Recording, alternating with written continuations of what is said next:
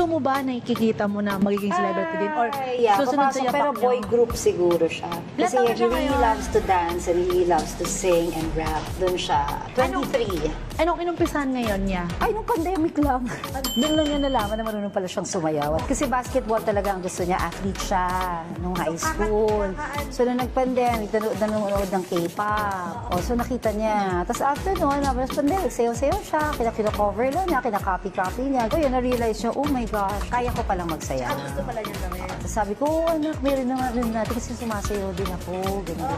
So, ano mo lang yan, yun, tinuruan lang niya ng sarili niya. Tapos after pandemic, nag-train naman siya sa mga coaches, ng mga dance coach.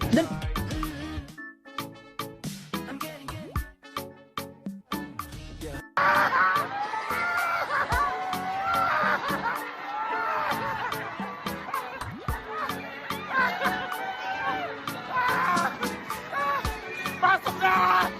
Pasok!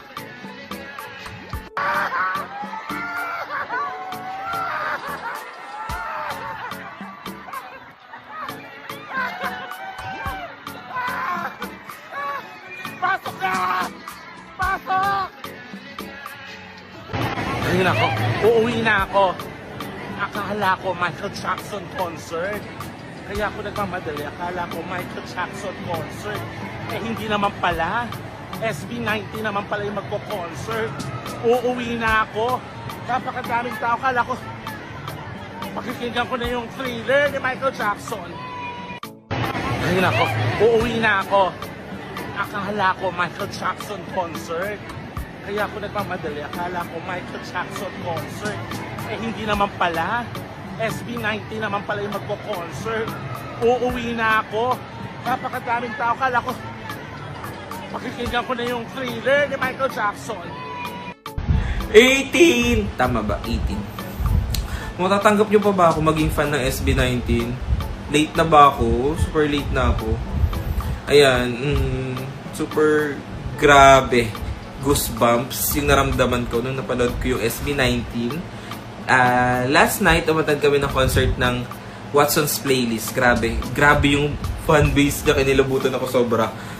Ganun yung feeling ko nung nanood ako ng Eras Tour ni Taylor Swift. Kaya sabi ko, grabe. Actually, grabe. Yun ang masabi ko. Sobrang grabe yung galing nila at grabe yung fanbase nila. Nilubutan ako. Actually, nandun ako sa Watson's Playlist dahil super fan ako ni Maki. Kasi ang naka-line up, nag-perform sa Watson's Playlist ay si Maki, December Avenue, and SB19. So, eto guys, ito muna proof. I-ano ko muna na hindi ako nagka-cloud chase. Nandun ako para kay Maki. Super, super, super fan talaga ako ni Maki. Actually, ito. Kasi, late na rin ako. Ako late na ako sa mga OPM. Napanood ko siya kay Mimiya na vlog na nag-carpool karaoke sila.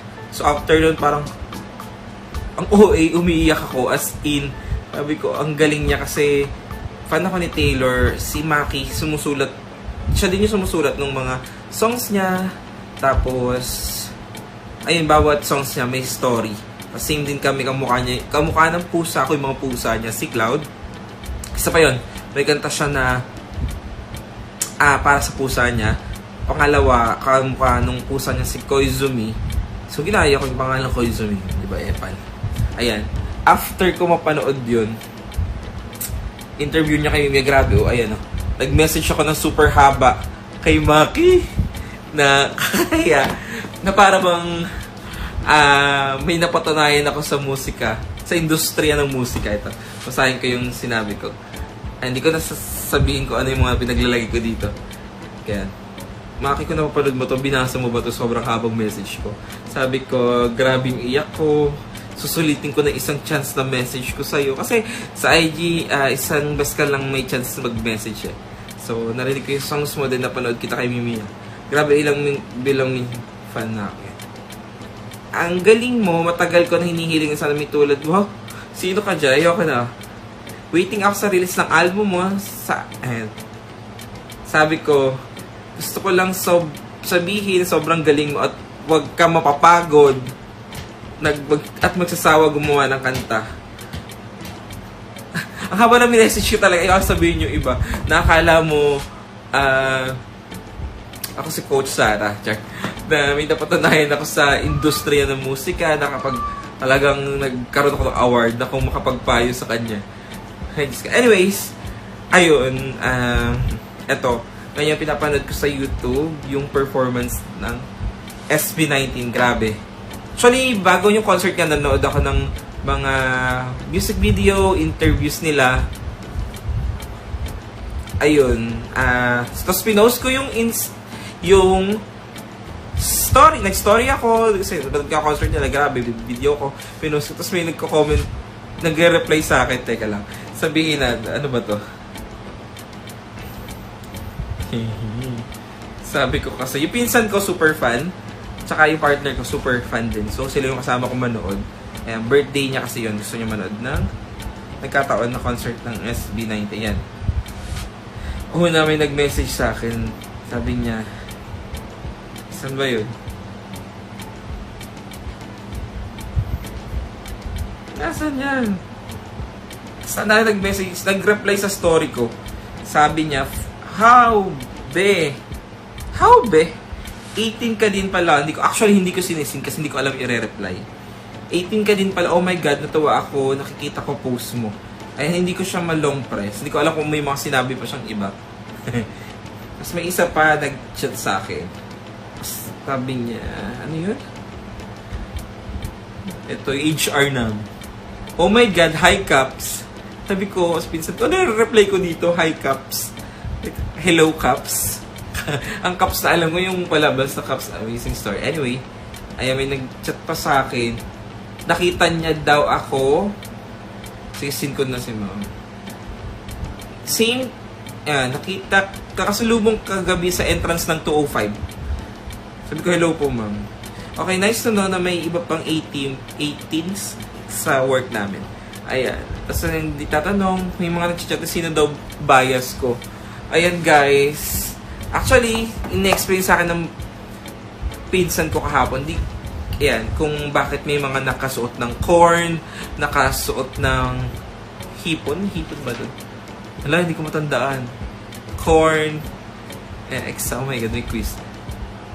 Basta yung mga favorite food nila, barbecue. Ayan. So sabi, at yung nanay nung pinsan ko, tinatanong ko sino, since na-enjoy ko nga daw yung concert, sino daw yung bias ko. And di ako makadecide. Sabi ko, sa next concert, gusto ko meron akong bias at yun ang susuotin ko, pasabog. Antayin nyo. Ayan. So, siguro manonood pa kami yung performance nila. Ayan. And yun, excited na ako ito. Binibilisan ko na kasi, ayun, gusto ako. Halika dito. Oh, halika dali. Oh, halika dito, Benjamin. Look at my cat. Pakita ko sa inyo cat ko, guys. Anyways, ayan. At sino bang, hindi ko alam kung anong naman tawag pag may bias ka, kung saan ako magiging... Ayun, may tinawag sa stage doon parang chicks. Yan. Kung saan ako magiging fan. Anyway, ang galing nila lahat. Nanood ako nung kasi may nag-post ng video nung pinanood namin kahapon. Panoorin ko uli. Kasi kahapon nag-video ako ng ilang songs na enjoy ko naman. Super.